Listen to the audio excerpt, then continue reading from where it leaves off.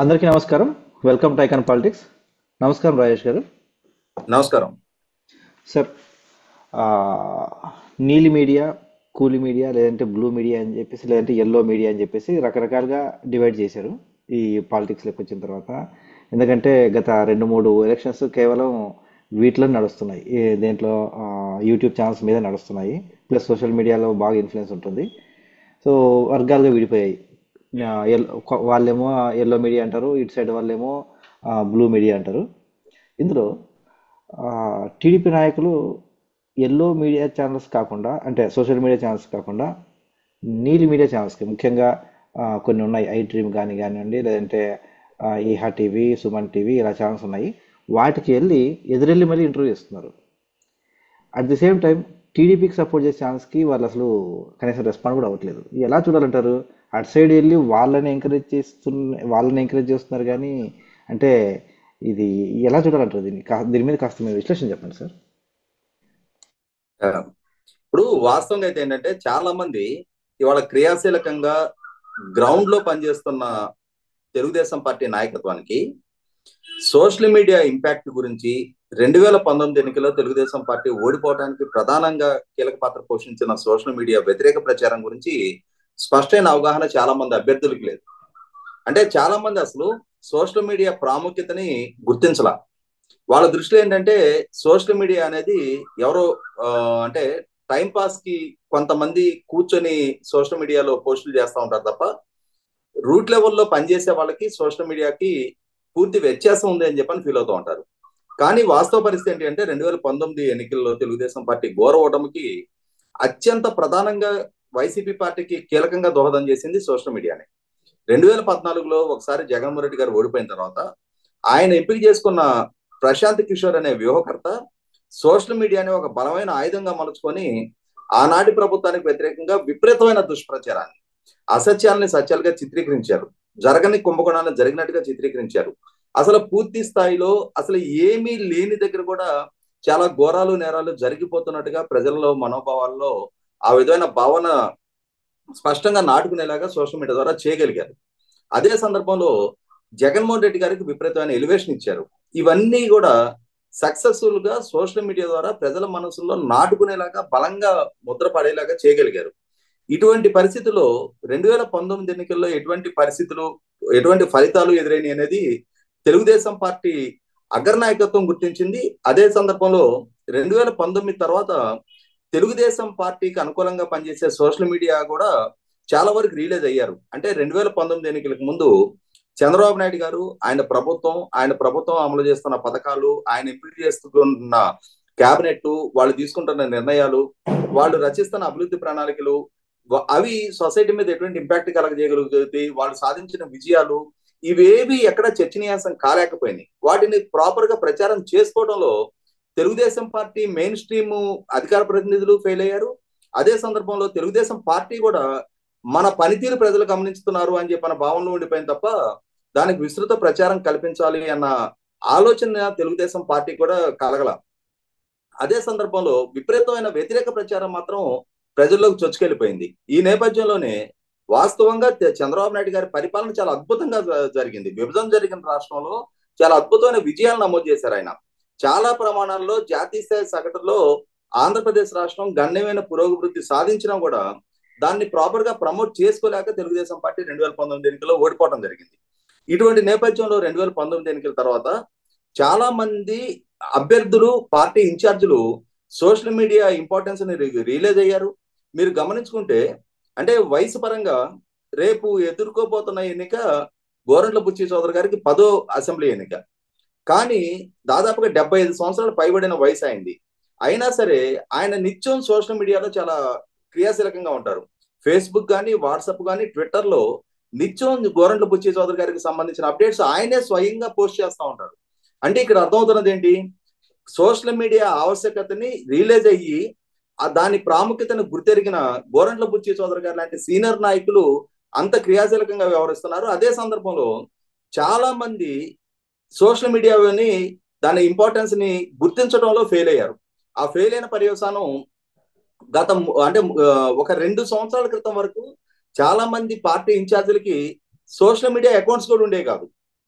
Gradual గా party విస్తృతంగా ప్రచారం చేయడం కానీ, వాళ్ళని కంపెల్ చేయడం కానీ, గ్రాడ్యువల్ గా సోషల్ మీడియా ఆవశ్యకతను గుర్తించిన తర్వాత మెల్లమెల్లగా రిలీజ్ అవుతా వచ్చారు.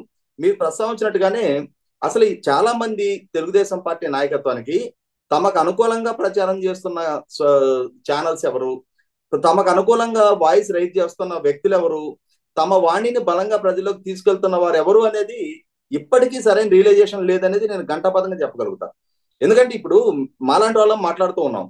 దాదాపుగా ఇప్పుడు నేను నాకు తెలిసి కనీసం అంటే శాటిలైట్ ఛానల్స్ లో మాట్లాడి కాక యూట్యూబ్ లో మాట్లాడియే వివిధ ప్లాట్ఫామ్స్ మీద వివిధ ఛానల్స్ ద్వారా కనీసం ఒక 5,000 వీడియోలు ఉంటాయి. అంటే ఎంత విస్తృతమైన కంటెంట్ నా ఒక్కడి ద్వారా ప్రజల్లోకి వెళ్ళింది. నాలాంటి వాళ్ళు ఎంతమంది మాట్లాడుతున్నాం. ఇప్పటికీ ఏదైనా ఒక కార్యక్రమంలో నేను ఎదురుపడితే నన్ను గుర్తుపట్టారు చాలా మంది తెలుగుదేశంలో ఇన్ఛార్జీలుగా ఉన్న చాలా మంది నాయకులు. అంటే వాళ్ళ తరపున మాట్లాడుతున్న వాళ్ళని గుర్తించడానికి కూడా వాళ్ళు గుర్తించడానికి సిద్ధంగా లేరంటే వాళ్ళకి అసలు తెలియదు. సోషల్ మీడియాని వాళ్ళు ఫాలో కావట్లేదు. యూట్యూబ్ అనే అవసరాన్ని వాళ్ళు ఇప్పటికీ రిలీజ్ అవ్వలా. ఎవరు మన తరపున మాట్లాడుతున్నారు, మన అంశాలను ఎవరు ప్రస్తావిస్తున్నారు అనేది ఇప్పటికీ వాళ్ళు దాని గమనంలోకి తీసుకోలేదు అనేది వాస్తవం. కాబట్టి మీరు ఇందాక ప్రస్తావించినట్టుగా వాళ్ళకి మనకు వ్యతిరేకంగా ప్రచారం చేస్తున్న వాళ్ళు ఎవరు, వాళ్ళని మన పార్టీ ఎవరెవరిని బాయ్కాట్ చేసింది, ఎవరెవరికి మనం ఇంటర్వ్యూస్ ఇవ్వచ్చు, ఎవరికి ఇవ్వకూడదు, ఎవరికి ఇవ్వాలనేది ఆ ప్రయారిటైజ్ చేసుకోగలిగే పరిజ్ఞానం కూడా లేదు. వాళ్ళని ఎవరు అప్రోచ్ అయితే, ఎందుకంటే ఇప్పుడు ఎన్నికలు సమీపిస్తా ఉన్నాయి, ఇప్పుడు వాళ్ళకు ఒక ఎలివేషన్ కావాలి. ఆ ఎలివేషన్ కావాలి కాబట్టి కమర్షియల్ గా ఉండి వాళ్ళ దగ్గరకు వచ్చి మీరు డబ్బులు ఇస్తే మేము మీకు ఇంటర్వ్యూ చేస్తాం, మీకు ప్రమోషన్ ఇస్తామని చెప్పని ఎవరు అప్రోచ్ అయితే వాళ్ళకి ఇంటర్వ్యూస్ ఇస్తా ఉన్నారు. కానీ డెడికేటెడ్ గా సంవత్సరాల తరబడి అంటే యూట్యూబ్ ఛానల్స్, ఎందుకంటే ఇన్ని సంవత్సరాలుగా నేను యూట్యూబ్ లో మాట్లాడుతున్నాను కాబట్టి నాకు వాళ్ళ కష్ట నష్టాలు తెలుసు. రెంట్లు భరిస్తా. అంటే కేవలం తెలుగుదేశం పార్టీ పట్ల ఆపేక్షతోటి రాబోయే ఎన్నికల్లో తెలుగుదేశం పార్టీని ఎట్టి పరిస్థితుల్లో నెగ్గించుకు తీరాలి, నెగ్గించుకోకపోతే ఆంధ్రప్రదేశ్ రాష్ట్ర పరిస్థితి ఏమైపోద్దో అని చెప్పని ఒక భయంతో, ఆందోళనతో, ఆ పార్టీ పట్ల మమకారంతో, ఆ రాష్ట్రం పట్ల మమకారంతో, వాస్తవంగా ఆ రాష్ట్రంలో ఎటువంటి వ్యాపార ప్రయోజనాలు ఆస్తిపాస్తులు లేకున్నా కూడా కేవలం ఆ పార్టీని, ఆ నాయకుడిని అధికారంలోకి తీసుకొచ్చుకోవాలనే ఏకైక లక్ష్యంతో హైదరాబాద్ లో చాలా మంది యూట్యూబ్ ఛానల్స్ మెయింటైన్ అవుతా ఉన్నాయి. ఇప్పుడు మీలాంటి వాళ్ళు ఎక్కడో విదేశాల్లో ఉద్యోగాలు చేసుకుంటా ఇప్పుడు ఒక రకంగా సెటిల్డ్ కెరీర్ మీది. మీరు ఇక్కడ టైం కేటాయించి, మీ ఎనర్జీ, మీ రిసోర్సెస్ కేటాయించి ఇక్కడ పార్టీ కోసం తాపత్రపడాల్సిన అవసరం కూడా లేదు. ఎందుకంటే ఇక్కడ మీకేమి రెస్టెడ్ ఇంట్రెస్ట్ లేవు. అయినా సరే ఎందుకు మీలాంటి వాళ్ళు ఇంతమంది ప్రయత్నం చేస్తా ఉన్నారు? 100% ఈ రాష్ట్రంలో పుట్టి పెరిగాం, ఇక్కడ మన బంధుత్వాలు ఉన్నాయి, మన గ్రామాలు ఉన్నాయి, మనకు సంబంధించిన మూలాలు ఇక్కడ ఉన్నాయి కాబట్టి ఒక వికృత పరిపాలన పర్యవసానం ఎట్లా ఉందో, రాష్ట్రం ఎటువంటి పరిస్థితి చవిచూస్తుంది అనేది ఆ రియలైజేషన్ మీలో కలుగుతుంది కాబట్టి మీలాంటి వాళ్ళందరూ ముందుకొచ్చి మాట్లాడుతున్నారు. అసలు ఎవరు మాట్లాడుతున్నారు, ఎవరు దీన్ని ప్రచారం చేస్తున్నారు అనేది చాలా మంది పార్టీ క్యాడర్కి ఇప్పటికీ తెలియదు. కాబట్టి ఇక్కడ నేను చూస్తున్నాను, రెంట్లు బేర్ చేయాలి, ప్రాపర్ ఆ ఇన్ఫ్రాస్ట్రక్చర్ క్రియేట్ చేసుకోవడానికి ఎంత ఇన్వెస్ట్మెంట్ అవసరం అవుతుందో తెలుసు నాకు. ఇవాళ ఎడిటర్స్ దొరక్క ఎంత ఇబ్బంది పడుతున్నారో నేను ఛానల్స్ వాళ్ళని చూస్తా ఉన్నా. యాంకర్స్ సమస్య, ప్రాపర్ గా పొలిటికల్ అవేర్నెస్ ఉండి ప్రాపర్ గా ప్రజెంట్ చేయగలిగే యాంకర్స్ ని ఎదుర్కోవాల్సి వస్తుంది. అన్నిటికన్నా ముఖ్యంగా ఎవరైతే ప్రాపర్ కంటెంట్ ప్రొడ్యూస్ చేస్తా ఉన్నారో వాళ్ళు ప్రభుత్వం దృష్టిలో టార్గెటెడ్ గా మారుతా ఉన్నారు. అయినా సరే భయపడకుండా ఇవాళ తెలుగుదేశం పార్టీ పట్ల లాయల్టీ తోటి, ఆ పార్టీకి ఏదైనా చెయ్యాలనే ఒక లక్ష్యంతో ముందుకొచ్చి మాట్లాడుతున్న వాళ్ళని ప్రోత్సహించాల్సిన బాధ్యత నాయకత్వం మీద ఉంటుంది.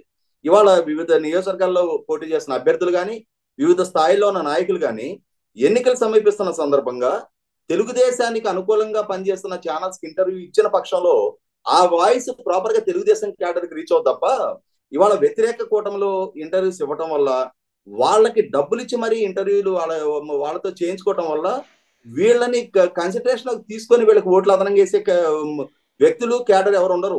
ఆ విషయం మొట్టమొదటి రియలైజ్ అవ్వాలి. ఇన్ని సంవత్సరాలుగా పార్టీకి అంకితం అయి ఉండి కష్టకాలంలో ఒక రకంగా 2019 ఎన్నికల తర్వాత తెలుగుదేశం పార్టీ బహుశా పార్టీ చరిత్రలోనే ఊహించినంతటి క్రైసిస్ పీరియడ్ చూసింది. చాలా మంది తెలుగుదేశం పార్టీ తరఫున గొంతు విప్పి మాట్లాడటానికి కూడా భయపడిన పరిస్థితులు గమనించాం మనం. ఇటువంటి పరిస్థితుల్లో శ్రేణులకి మద్దతుగా మీ వెనక మేమున్నాం, మీ గొంతుగా మేము వినిపిస్తామని చెప్పని ముందుకొచ్చి మాట్లాడే వాళ్ళని మాట్లాడుతున్నాం. మాలాంటి వాళ్ళని మాట్లాడే వాళ్ళకి ఒక ప్లాట్ఫామ్ కల్పించిన యూట్యూబ్ ఛానల్స్ ని 100% ప్రోత్సహించాల్సిన అవసరం ఉంటుంది. కాబట్టి ఈ విషయంలో తెలుగుదేశం నాయకులు మొట్టమొదటిగా రియలైజ్ అవ్వాలి. మహా అయితే ఒక 15-20 ఛానల్స్ ఉన్నాయి. మొట్టమొదటి వీళ్ళకి అవకాశం ఇవ్వండి, వీళ్ళతో వీళ్ళకి ఇంటర్వ్యూస్ ఇవ్వండి, వీళ్ళకి మీకు కావాల్సిన ప్రమోషన్ వీళ్ళు ఇస్తారు మీకు. అంతేగాని ఇన్ని రోజులుగా మీకు పార్టీకి అండదండలు క్రైసిస్ పీరియడ్ లో పార్టీ వాయిస్ క్యారీ చేసిన వాళ్ళని ఇగ్నోర్ చేసి ఇప్పుడు ఎన్నికలు సమీపిస్తున్న సందర్భంలో ప్రత్యర్థులకి మీరు మానిటరీ బెనిఫిట్ కల్పించడం వల్ల 100% మీ వాళ్ళని మీరు వెనుపోటు పొడుచుకున్నట్టు అవుద్ది. రెండోది, ప్రత్యర్థులకి మీరు అనవసరపు ఫీడ్బ్యాక్ వాళ్ళకి ఫీడింగ్ ఇచ్చినట్టు అవుద్ది. ఇది 100% ఆక్షేపణీయం. కాబట్టి ఈ విషయంలో తెలుగుదేశం నాయకులు వివిధ నియోజకవర్గాల్లో పోటీ చేస్తున్న అభ్యర్థులు మీరు మొట్టమొదటి రిలీజ్ అవ్వండి. అసలు తెలుగుదేశానికి అనుకూలంగా ఇన్ని సంవత్సరాలుగా పనిచేస్తున్న వ్యక్తులు ఎవరనేది తెలుసుకునే ప్రయత్నం చేయండి. మీకు అవగాహన లేకుంటే మీ కిందకి పనిచేసే శ్రేణులు ఉంటారు, వాళ్ళలో చాలా మంది యూట్యూబ్ ని వివిధ సామాజిక మాధ్యమాల అకౌంట్ ని ఫాలో అయ్యే వాళ్ళు ఉంటారు. వాళ్ళ దగ్గర ఎంక్వైరీ చేయండి. ఈ విషయం మీకు తెలియని దాన్ని తెలుసుకునే ప్రయత్నం చేయడం వల్ల అదేం మీ అహానికి అడ్డు కాదు. మొట్టమొదటి మీరు రిలీజ్ అవ్వండి. మీకు అనుకూలంగా నిలబడిన వాళ్ళని ప్రోత్సహించే నైజం అలవర్చుకోండి. ఇవాళ ఒక 15-20 మంది మీకు అనుకూలంగా నిలబడిన వాళ్ళని ప్రోత్సహించలేని వాళ్ళని రేపు రోజున మీరు అధికారంలోకి వచ్చిన తర్వాత లక్షల మంది, కోట్ల మంది ప్రజలకు న్యాయం చేస్తారని చెప్పిన నమ్మకం కలిగించాలి అని అంటే మొట్టమొదట తన మన అనేది తారతమ్యం ఎరిగి మన వాళ్ళని ప్రోత్సహించే నైజం అలవాటు చేసుకుంటే మీకే మంచిది. అది ధన్యవాదాలు సార్. చాలా సుదీర్ఘంగా చెప్పారు. ముఖ్యంగా వాళ్ళు నీలి మీడియాకి ఇంటర్వ్యూలు ఇవ్వడం వల్ల సో అక్కడ క్లియర్గా ఇది కూడా ఏంటి ట్రోలింగ్ స్టఫ్ కూడా దొరికిపోతుంది వాళ్ళకి. ఈ పొరపాటున ఎక్కడైనా ఏమైనా జరిగినా కూడా, ఏదన్నా మాట తోలినా కూడా ట్రోలింగ్ స్టఫ్ బాగా దొరికిపోతుంది. ఆ విషయం కాస్త గమనించి వాళ్ళకు కూడా ఇంటర్వ్యూలు బీకామ్ ఇవ్వాలని. ఫిజిక్స్ అనేది నాగరాజుకి జలీల్ ఖాన్ ఇచ్చిన ఇంటర్వ్యూనే కదా అతను అంత ట్రోల్ చేసిన కారణం. అవునండి. అది కాక మళ్ళీ కొంతమంది లీడర్స్ చెప్తారు అది ఒక పులిబోను, ఇది నాగరాజుతో ఇంటర్వ్యూ అంటే, ఐడ్రోమ్ ఇంటర్వ్యూ అంటే నేను దాంట్లోంచి బయటకు వచ్చి అని చెప్పేసి గర్వంగా కూడా చెప్పుకుంటారు. అంటే ఇంటర్వ్యూ ఇచ్చాము కానీ ఎటువంటి స్టఫ్ దొరకలేదు అడిగి అనేసి, which is not at all recommended. మరి అయినా కూడా ఎందుకు అలాంటి ఇంటర్వ్యూలు ఇస్తారు తెలియదు. మరి చూద్దాం సార్, ఇంకా ఇప్పటికైనా మేల్కొంటారా లేదంటే ఇంకా ఎదురు మీరు చెప్పినట్టు ఎదురు డబ్బులు ఇచ్చి మరి చేయించుకుంటారో చూద్దాం. మరి ధన్యవాదాలు సార్.